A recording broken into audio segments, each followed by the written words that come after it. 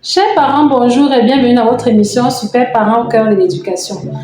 Je suis ravie de vous avoir encore avec nous aujourd'hui dans le cadre de cette émission. Alors, nous avons commencé dernièrement une série sur le thème le plan et la vision de Dieu pour les enfants. Nous avons développé certains points concernant la vision et aujourd'hui nous allons nous attarder sur les points qui concernent le plan. Dans le plan, souvenez-vous, nous avions eu 2 points. Pour ceux qui n'ont pas encore regardé nos précédentes vidéos, je vous conseille vivement d'aller les regarder pour être au même niveau que les autres. Alors, aujourd'hui, nous allons développer les points qui concernent le plan. Premièrement, souvenez-vous que dans notre plan, nous avions 2 aspects. Nous avions éduquer dans la sagesse et nous avions le développement spirituel. Aujourd'hui, nous allons parler du point qui concerne éduquer dans la sagesse.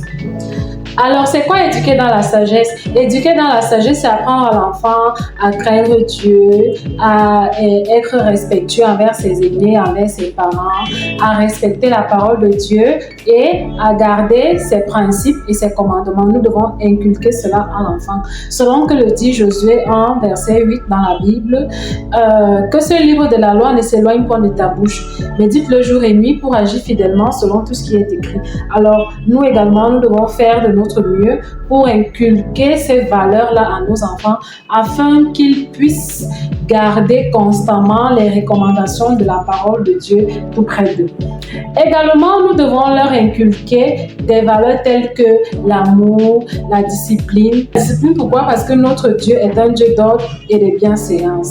Nous devons encourager les enfants, qu'ils soient grands ou petits, à développer une relation intime et personnel avec Dieu. Nous devons également leur apprendre à aimer Dieu. Nous devons également leur apprendre à aimer Dieu selon que dit Deutéronome 6 au verset 5. Tu aimeras le Seigneur ton Dieu de tout ton cœur, de toute ton âme, de toute ta pensée, de toute ta force.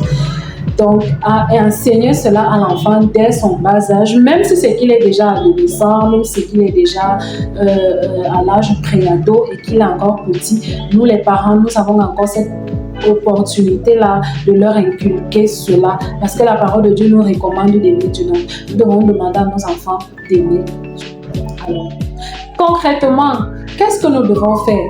Premièrement, nous devons leur enseigner en nous appuyant sur le modèle par excellence qui est Jésus-Christ. Le modèle par excellence qui est Jésus-Christ. Souvenons-nous que Luc 2, verset 51 nous dit que...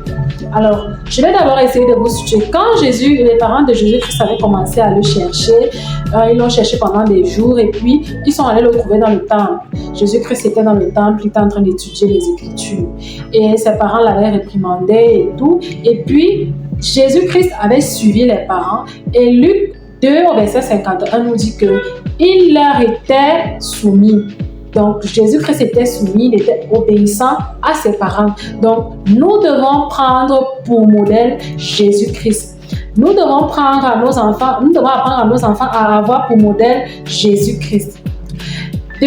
Qu'est-ce que nous devons faire également? Nous ne devons être ni trop sévères, ni trop indulgents.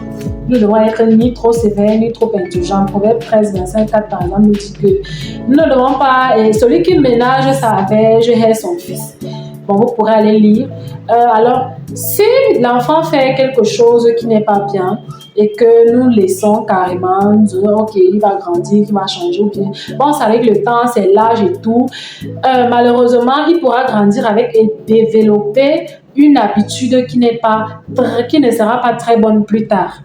Mais par contre, si nous sommes trop sévères aussi, l'enfant ne va pas comprendre ce que nous voulons lui enseigner. Donc, nous devons trouver le juste milieu.